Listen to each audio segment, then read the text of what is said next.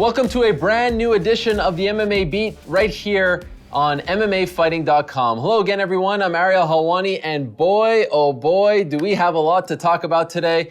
We are talking, of course, about Chris Weidman knocking out Anderson Silva. It was just days ago, and it feels like it happened just hours ago. Still buzzing about one of the biggest moments in UFC history, and we will be dissecting it from all kinds of angles right here on the MMA Beat. Let's get right into it. A lot to discuss today. By now, you know the panel. We've got Luke Thomas of MMAfighting.com and Sirius XM Radio. Luke, welcome back. Mike Chiappetta, of course, of MMAfighting.com, and our pal Chuck Mindenhall, the outsider. That's right. From ESPN.com and Fight Magazine. Guys, like I said, how I feel about this fight, it makes me feel like the fight just happened yesterday. I can't remember a fight feeling this way, the result of a fight 6 days later. Still a lot of buzz, still a lot of mainstream attention. Everyone's talking about it. Everyone wants to talk about it, so let's get right into it. Luke, I'll ask you first. Was this result, because we know that the rematch is happening, was this result, the way it happened, the clowning around, the knockout when people didn't expect Weidman to knock him out, was this perfect for the UFC in building to the rematch?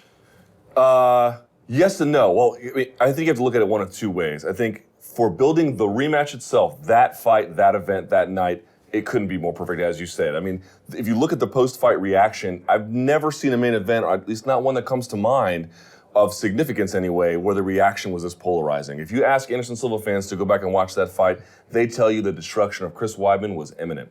And if you go back and watch the fight with Chris Weidman fans, they'll be like, dude, he controlled that fight. He won 10-9 in the first round and stopped him in the second round with strikes.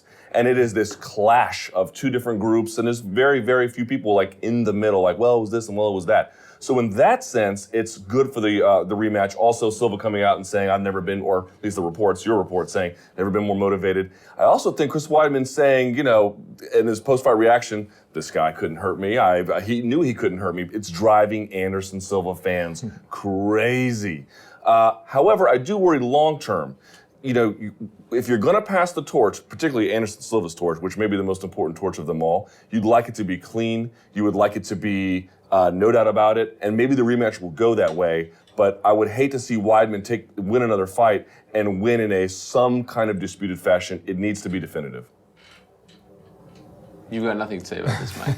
I think he made great points. You're still in shock. I am still in shock. I think even though I think we expected, some people expected Chris Weidman to win. I picked him to win. I know Chuck did. I think you did too. I think this whole panel did. Yeah. Right. That's why we're on this panel. That's right. But the manner in which he did it was the surprising part. I think most of us felt he can utilize that wrestling pedigree, take Anderson to the ground. He has really dynamic grappling and jiu-jitsu. The way he passes, the way he punches from the top position. I think that's the path that we saw to victory for him. The fact that he did it standing, kind of fighting fire with fire and coming out on top, that is the part that I think is still amazing to a lot of people. And I think because he did it that way, so many people almost can't accept it. They can't believe that he can go into Anderson's realm and beat him at what he did.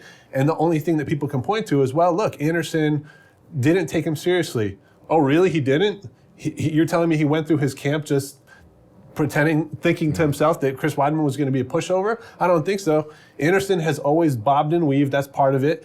Just because he was doing this thing where he was pretending to be hurt and stuff, you know, at the end of the day, he's still trying to duck those punches. He's not there trying to be hit. The fact of the matter is, Chris Weidman out-executed him. All that other stuff that Anderson was doing was razzle-dazzle. If you think that Anderson would have won in that rematch, if he didn't land that punch, it doesn't matter. He hit that. He made that happen. Chris Weidman threw a combination. He set him up. He stepped into the left hook and he landed it. End of the day, that's that. But I think the rematch is perfectly set up because, as you said, those Anderson Silva fans believe that he would have won. That's all it takes to build a successful event, is for the people to think that the challenger can beat the champion and there to be a little controversy. It was perfect, I thought. The bottom line is, you guys remember that NOS commercial? There's a guy who comes in, he starts dancing around, he's doing all this crazy stuff. The other guy's in his corner, he's just letting him do his thing. He goes out, they're going to touch gloves. The showboat doesn't touch gloves. He goes back, and then the guy comes in, the bell rings, he goes in and knocks him out. You've seen this commercial? Yes. It was almost exactly like that. It was like one of these bizarre, momentous occasions where it was almost exactly like that. And what's good for, a fictional 1 minute, drama like that on a commercial is good for nonfiction to actually play out the way it did. But we have context with this. This is a guy who was 16-0 in the UFC. He'd gotten by with that sort of thing before. We don't know how he responds to this situation. It sets up one of the biggest rematches I can recall in UFC history. It's very funny when you hear people say, "Oh, the only reason why Anderson lost was because he was doing this and that." He's done it before and he's won. And in the past, as recently as the Bonner fight, we have applauded him for acting this way and still winning. And it seems like maybe he did this when he didn't respect his opponent. You see Stephan Bonner, Forrest Griffin, Thales Ladies, Damian Maia. Maybe he didn't truly respect Chris Weidman, or maybe he just tried to get into his head. What I find so fascinating about this is this feels like a real barbershop-like debate. I could see the old man at the barbershop debating this. Oh, he was just clowning around. He was just messing around. That's why he got caught. No, Weidman's better. Back and forth. And I could see this happening for the next 6 or 7 months. And that is just a dream come true for the UFC. This is driven by Anderson Silva fans. But I think that's the source of this. And Mike, you experienced this too. And I'm sure I know you got hit up for this. When I put out my predictions for UFC 162 on MMA Fighting, I'd never gotten a response like that ever. People literally threatened to boycott the site for what they perceived to be the corruption, ignorance, or bias for picking Weidman. And I got emails and tweets about this constantly. And I know all of it. I'm sure you guys all did too. It was bizarre. But because you have this hero worship of him, some of it deserved, some of it just out to lunch, contrasted with just getting blasted. Anderson Silva lost the first round easily and got stopped with strikes by a dude from Long Island they thought was going to be lunch meat.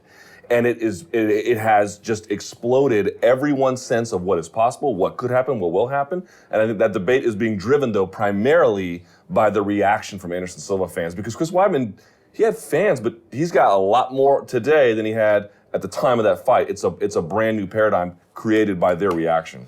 The one thing that I kind of take a little bit of issue with is when people talk about this clowning thing. I don't think Anderson's intent is to go out there and embarrass Chris Weidman or Forrest Griffin or these other guys he's done it to. I think he does it for a very specific reason. He wants guys to come at him. Anderson has always been a counter striker. He needs guys to come at him with strikes. Chris Weidman said afterwards that it did get in his head a little bit, that he got pissed off, and he's like, I'm going to stand with you. And he put his hands down too and said, try and hit me, and he bobbed and weaved a little too. So part of what Anderson did was actually effective. He got Chris Weidman to play his game a little bit and stand up with him. In the end, it didn't end up so good for him because maybe Chris Weidman was a little better than his hands that Anderson gave him credit for, but I don't think his aim is to embarrass somebody. He's trying to get into that person's head. He's trying to get them to abandon their game plan and do what he wants them to do. That's a very masterful thing to do. He's a lot of times he's ahead of his opponent before he steps in the cages. People said partly because he's not thinking them with things like that. It's worked for him time and time again, but it's a dangerous game to play. It's a dangerous game to play when you're bobbing and weaving like that, when you're off balance, putting yourself in positions like that.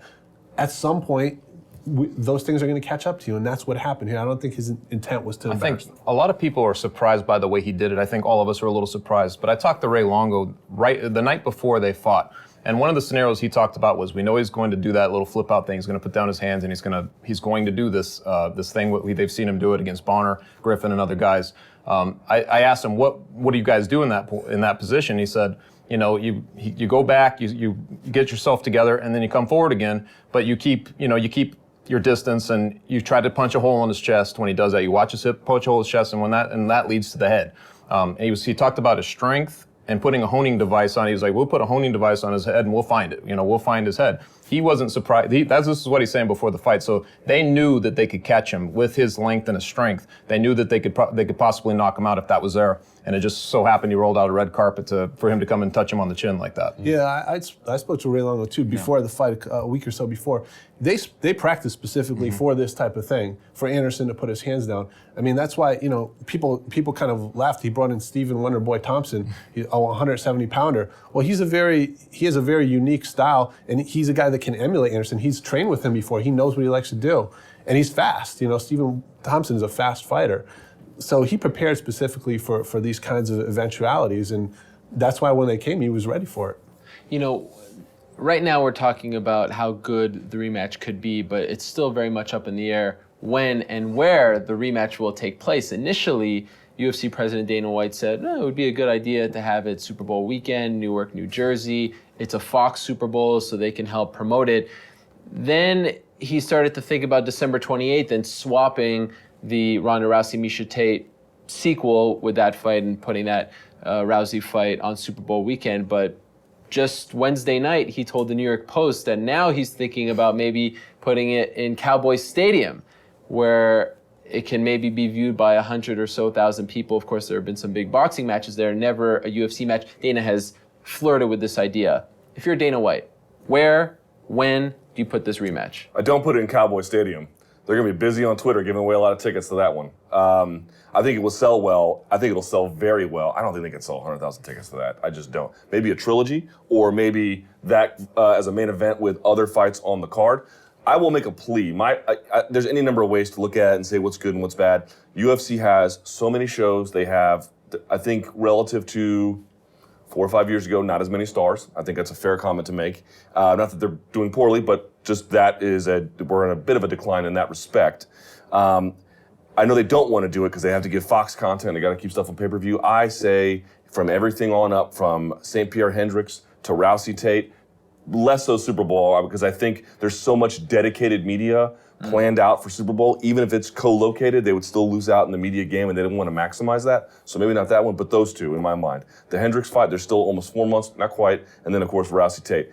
You want to double up. You want to create two title fights. I mean, I know that they would stretch themselves thin. They would take a bit of a hit in pay-per-view. I'm not arguing otherwise. I'm not saying it would equal or even be greater, but they would create an event that people would remember for the rest of their lives. I truly, truly believe that. I think when you look at some of the UFC cards, UFC 100 sticks out in everyone's mind. So does UFC 101 when Penn defended his title and when Anderson Silva fought Forrest Griffin. Both of those, by the way, were million pay-per-view buys. That to me is what they should do. And how they want to slice it and dice it, I don't know. But my only thing is this fight deserves to have maximum media. It deserves to have maximum attention. And if you put 4 major UFC stars on it with that fight headlining, I really think it would be greater than the sum of its parts. I don't even know if you'd lose a lot of pay-per-view buys if you stack the card like that. If you put Anderson Weidman 2 on the up ahead of Ronda Rousey's fight, why couldn't that event possibly do 1.4 million buys? I mean, I think that could be a huge. I mean, they appeal to different demographics. You know, Ronda Rousey and women's fighting brings in a little bit of a different demographic than people who want to tune in and see. Obviously, there's the MMA fans, but there's a lot of casual sports fans that have heard about Ronda Rousey. Obviously, she's been a huge star outside of the MMA realm now for the last year. And Chris Weidman is getting a whole lot of attention now outside of it. This fight got a ton of press and media outside of MMA just because of this legendary reign finally ending. So I think you put those two together, that's adding a little, that's adding a little flame to the. It's funny that we're here gasoline. trying to cram in maybe the biggest fight of the year into one of these events, because I don't think, Dana White's week, imagine what Dana White's week is like. I don't know how many people actually anticipated that we'd have this sort of problem, even from their perspective. Chris Weidman sort of reshuffling the deck, and now we're trying to figure out where we'd place that fight.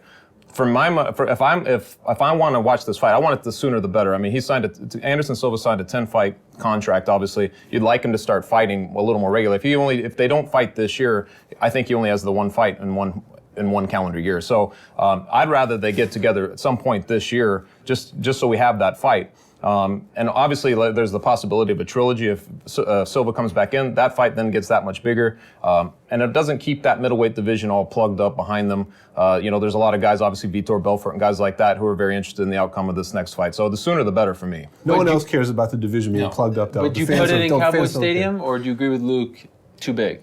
I think it would be too big. That's actually the first I've really contemplated Cowboy Stadium. When we were talking about Cowboy Stadium before, we were talking about John Jones against Anderson Silva, 2 champions coming together for a super fight.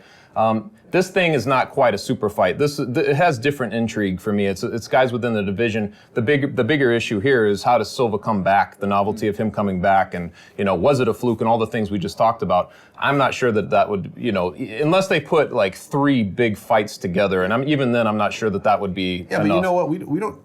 the stadium could be scaled down. It doesn't. We don't have to think about 100,000 seats, 100,000. Yes, it's 100,000 That's seat just Dana stadium. White's own words when he talks about that stadium, 100,000 people. If they scale it down to 40 or 50,000, you get 50,000 people in there. That's a pretty damn big deal. That's a huge. I mean, the biggest was UFC 129. Yeah, but that's on par with like Pacquiao Clottey.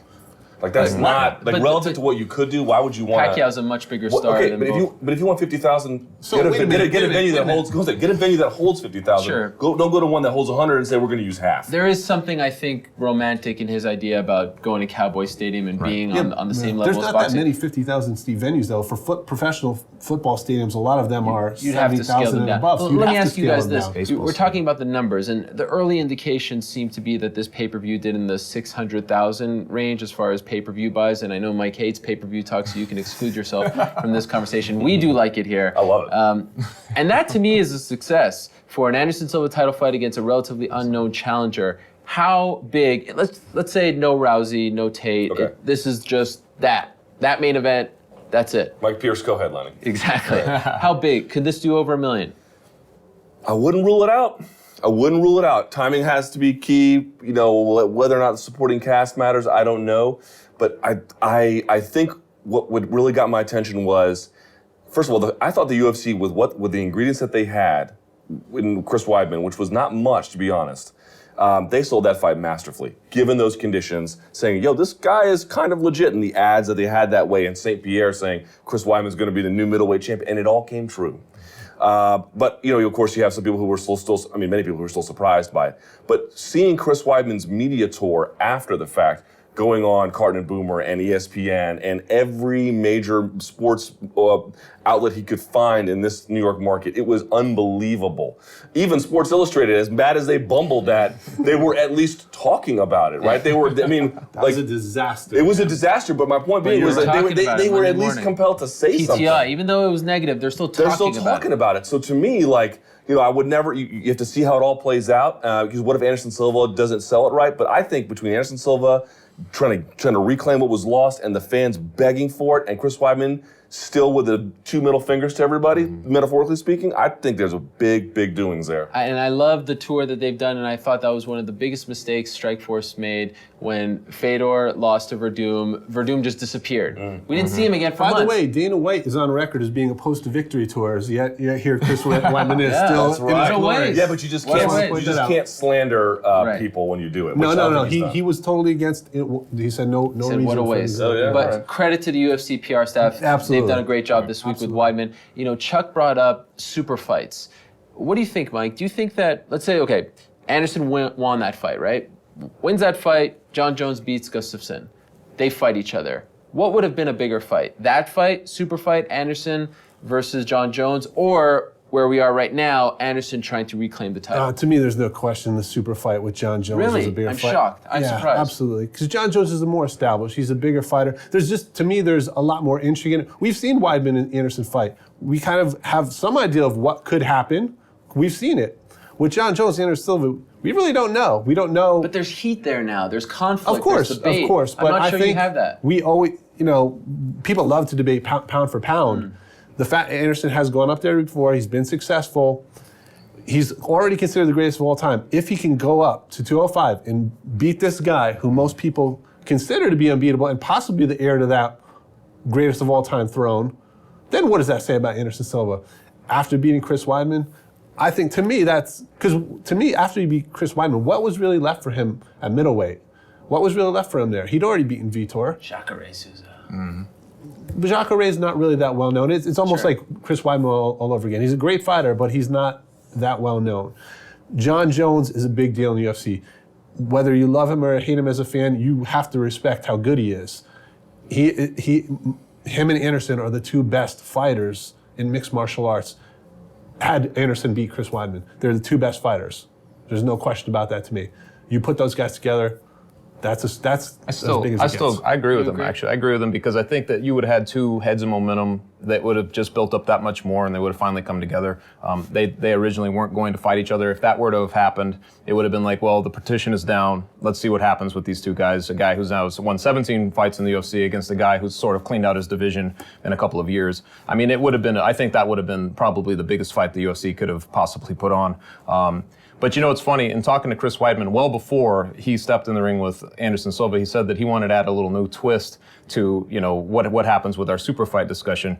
And obviously, like, him beating Anderson Silva, we're not ready to say he's going to be in a super fight. But if he's able to back it up and beat Anderson Silva again and do it convincingly, you could see how then he starts to become a part of the discussion. And I actually brought up John Jones to him, and he was not opposed to that. You know, not opposed to that sort of line of thinking. Guys, a lot of people forget this. A lot of people forget this. UFC 151, when all that happened with Chael Sonnen, he tried to step in. Chris Weidman put his name into the hat. Chris Weidman wanted that fight against John Jones. I think he can be a star, and that he can become a real big star in the UFC. He has this level of brashness about him that's kind of quiet confidence to him.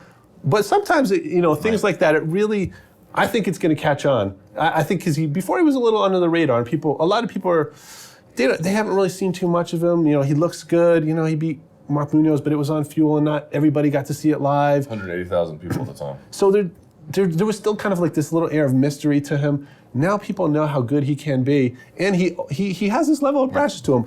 That about fighting John Jones, him saying in the past, I'm not really going to beat Anderson. I'll give him an immediate rematch. That balls. Calling a shot. Balls, What do you man. think, Luke? Do you think that fight would have been bigger than this one? I don't know. I mean, on the one hand, you feel like We pay you to know. Yeah, I know. And that's the best answer I can give you. And you I don't know. buy rates. Next. My sense about it is that there is something to Jones Silva that would have been real casual intrigue. Not that this one won't, but this one feels like a little bit of Anderson Silva's army versus Chris Weidman. It doesn't feel as all-encompassing in that regard. Still very, very large. It casts a wide net. I'm not saying it doesn't, but it's hard to see a way where two guys like Silva and Weidman and Silva and Jones. Silva and Jones have two guys that are very popular. Silva and Weidman have one guy that's like hot right now and one guy that's very popular. In other words, there's just more ingredients with Silva Jones, you know? But I will say this, I think a lot of this talk about, oh no, super fights are gone. First of all, Cyborg's still out there. She has to get past Kuhn and we'll see what happens. Also, I think the super fight that like no one is even talking about, I think mark my words on this show, it will happen. John Jones is going to move to heavyweight, and eventually he's going to fight Cain Velasquez. And I guarantee you, when that happens, that will be big doing. Well, that's the one that's still there. Cain beats Dos Santos in the rematch? Yeah, I think he's gonna crush him. You got to guarantee. But I'm telling you that the people are like, there's no more super fights left. Yes, there is, and it's coming. I'm telling you. Guys, you know, Adam Swift, formerly of MMAPayout.com, now he works for Access TV, had a very, I thought, poignant tweet when he said, who's more naive? The haters who are saying that this fight, or the naysayers, if you will, that are saying that this fight was fixed, or the MMA purists who just kind of brush off this idea that the fight couldn't have been fixed in no way, shape, or form. Chuck, I'll ask you, this talk of fixed, I'm not asking you if it was fixed, but I mean, does this ruin the fight? Does this ruin what happened? I mean, why does this have to happen? I guess I'm one of those purists who thinks that this is utterly ridiculous, and the UFC nor Anderson Silva would ever put himself in that position. But does this ruin it for you? What ruins it is the fight was fixed. No, I'm kidding. I don't know.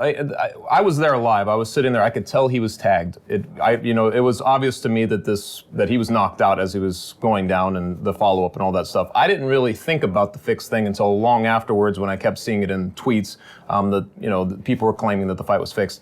Obviously, that's for me. I don't know. Like, you guys might know a little better, but I don't know if that was coming from Silva's fans that were saying this or what. Yes. But I'm sitting right there and I'm seeing his corner guys crying, literally crying as they watch their champion, the guy that they've been with this whole time, come out of that cage. Ed Soares stood there stupefied. He was just staring at the cage. I went up and shook his hand at one point, and it was he was just transfixed. He was just looking and crestfallen. That's not the type of thing you see when a guy has thrown a fight, unless it's just Anderson Silva, it's just him, and that's the only one who knows about it. But I mean, it's not a reality. And the way he fought the fight, that's how he fights. Ray Longo and Chris Weidman knew he was going to do that. They knew he was going to invite him in. I mean, that's just how he fights. That he got tagged was the humiliation. The humiliation was reversed. It went to him.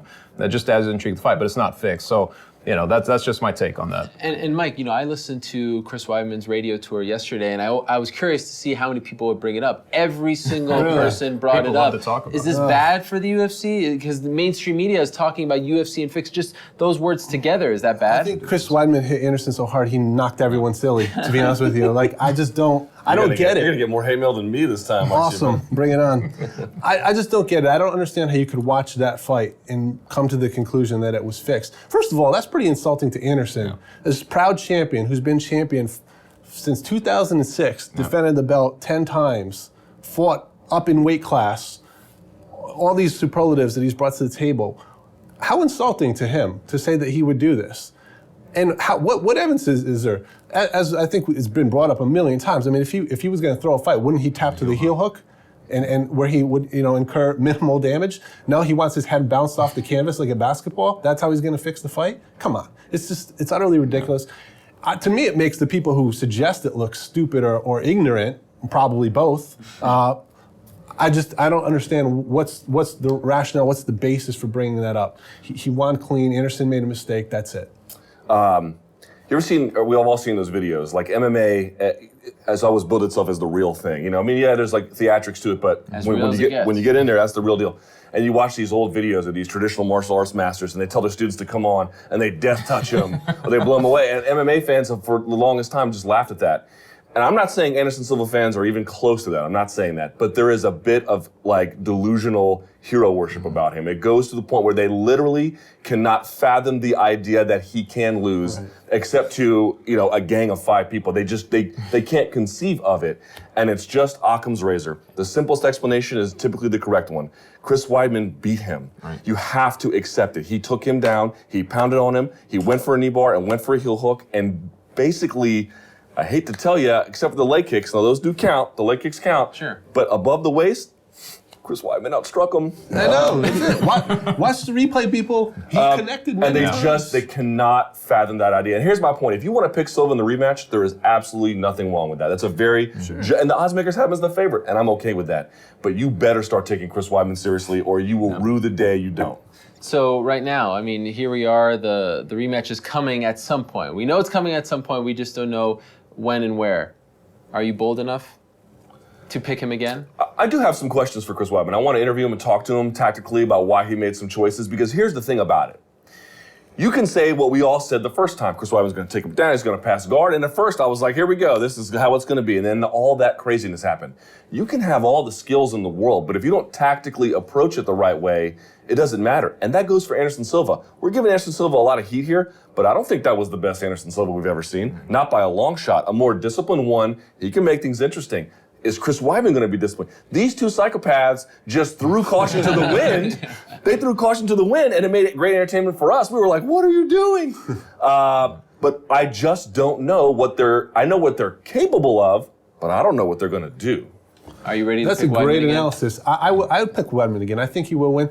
First of all, he's fighting after a year layoff. The guy hadn't fought in a year. He admitted, he said, I felt, what was the word he used? He said he didn't feel right in the cage. He just wasn't 100% as far as his timing, and I think that's kind of part and parcel with a long layoff like that.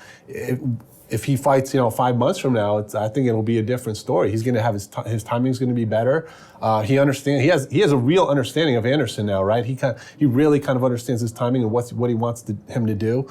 Of course, I'm not saying Anderson Silva can't counter strategize and come up with a good plan, but I just feel like Chris Weidman, when you think about the things that he could have done in that fight and he didn't even do and he still won, I think he has actually more room for improvement in the second fight than Anderson does. I agree with Luke as well, because it was clear we weren't seeing the best Anderson Silva, but what was less clear was this the best Chris Weidman? I don't think that was the best Chris Weidman. Like you said, he was throwing caution in the wind a little bit. He was actually putting his hands down a little bit too. So it's one of those things that you're not sure how good Chris Weidman is at this point either. That's part of the intrigue that will go into this rematch. Is this guy as good as we think he might be now? Or was that just his night? We don't know. But if you had to lean right now, I'd probably still go with Chris Weidman. One, I think his mentality is just that he's going to beat this guy. He's had that same mentality. He really hasn't come off. He's been very even keel with that the whole way through and even afterward. That's his mentality. I'm going to beat Anderson Silva. And if you talk to his camp, Ray Donaher and those guys, he's one of those guys who really feeds off of confidence. Well, now he's very confident going into the second fight. I'm sure he's confident going into the first, but he's going to be even more so. I think he's going to be too much for Anderson Silva, and Silva is the one who has the problem, has to react at this point. And speaking of Silva, Luke, perhaps most interesting of all is, what if he loses again? This is a guy who signed a 10-fight deal, but really the 10-fight deal, I mean, what does it mean? Guys sign contracts, they get cut, they retire, et cetera, et cetera. But what if he loses again? 38-39 at this point. Is that it for Anderson Silva? It could be. I think the nature of how he loses might matter. I think if it's controversial, they may even do a third one, even if Weidman wins. I could see that if it's a split decision, because Anderson Silva fans are just going to lose their mind. Not that they're capable of that, but so I could certainly see that. But I think, let's say he goes out there, and I'm not saying it's the likeliest outcome, but let's just, for the purposes of conversation, let's say Weidman goes out there and beats him pillar to post, takes him down, passes guard, pounds on him, goes for submissions, and maybe Silva gets back up, but then he gets lit up on the feet. Hard to imagine, I understand. But easier to imagine now than a little bit easier. Yeah, well, you know what I mean? Like, finds ways to strike with him and land and do well and shuts down the clinch. You'd say to yourself, oh my God, like what do you really do from here? Catchweight fights are possible. He could go back and certainly make another run from beating contenders. But the problem is, like, Anderson Silva, I think he can beat Belfort and Rockhold and whoever else pretty easily. So you'd have a guy just killing off contenders for Weidman to not fight. I don't know. He'd be in a tough spot. I would think catchweights or retirement, or maybe light heavyweight, but because those are some fights you could sell. But if the problem is, if Chris Weidman destroys him or beats him thoroughly, the aura is a bit damaged at that point, and he would be much less of a sellable star in terms of these challenges. Because the intrigue before was, before he fought Forrest Griffin, we were all like, can he do it? And then he just crushes him. Right. If he loses that, I'm not saying who cares, but who cares? Can he still fight GSP? I don't know why he couldn't. We've seen maybe if he loses twice, GSP will fight him. I'm not saying for a title or anything, but I don't see why he couldn't fight him in a catchweight kind of fight. I think people will still be intrigued to see that. It's a fight. I mean, this fight was first brought up in 2008 or something. I mean, it's been talked about for a long time. I think it'd be a pretty interesting fight, a fight where maybe George would have to fight out of his comfort zone a little bit, and Anderson would have to drop a little weight to fight him. I think there are some possibilities there. And the problem is there's not that many. If Chris Weidman beats him twice, he's not going to get a third title shot anytime soon. I disagree with you. I don't think they'd give him a third crack at the belt if he loses anytime soon, even if it's close. That'll mean he lost twice. Chris Weidman's the better man, as far as I'm concerned. I don't think they'll hold up the belt that much longer. So I think they will look for these kind of special attraction type fights for him. I have no problem with him fighting Vitor again. Vitor's had his chances at the belt. If that's a fight where there's some heat between them, I think that'd be perfectly fine. So there's a few possibilities for him, but I don't know. That could be the last of him we see as a championship contender. Can you imagine him as a gatekeeper? Chris Weidman may never fight again. It would be one of those things that he would be destroying all the guys you're mentioning, Rockhold, Vitor Belfort. I mean, he would be the favorite to beat these guys. It would be very interesting to see what they do if he loses the second one, especially emphatically. If I was Anderson Silva and his camp, I'd say reinvent yourself now at 205. You go up there, just because there were a lot of matchups. People wanted to see him fight. I mean, he fought a couple of guys on their way out the door pretty much too, they weren't the guys that are, the Alexander Gustafssons or those types of guys. I mean, there's intriguing fights for him, and he wins a couple of those. He could be, even one of those, the way the UFC sometimes books it, it's still Anderson Silva. He may be up for a title shot there, and that might be the route as well. Guys, let it be known that there was other MMA news that made headlines this week. Brian Stann retired on Thursday. Chris Cyborg is fighting Marlos Kunin for the second time, and Invicta on Saturday, but none bigger, perhaps none bigger this year than Anderson Silva versus Chris Weidman, and the knockout that happened Saturday night in Las Vegas and the eventual rematch. The biggest news story of the year thus far, without a doubt, and very well could be the biggest news story of 2013 and one of the biggest news stories of all time, right? I mean, this was a huge doing in the world of mixed martial arts. And also, let it be known, we've talked about one subject and one subject only on the MMA Beat for the first time ever. but there are so many different layers and angles to this one. It's going to be a lot of fun talking about it for the months to come. And now we want to hear from you. Some of us have heard enough from you, I think, over the last couple of days. Yeah, share the wealth. But She has been a hater. But we want to hear from you nonetheless. Fans Let booed us Anderson know. Silva. That is true. Fans booed Anderson Silva. Let us know in the comment section below what you think about the rematch, Anderson's future if he loses the fight, Chris Weidman, the star. So much to talk about. Can't wait to dissect this one, as I mentioned, for the months to come. Thank you so much for watching another episode of the MMA Beat right here on MMAfighting.com. That is Luke. He is Mike. That is Chuck. I am Ariel. We will see you next week.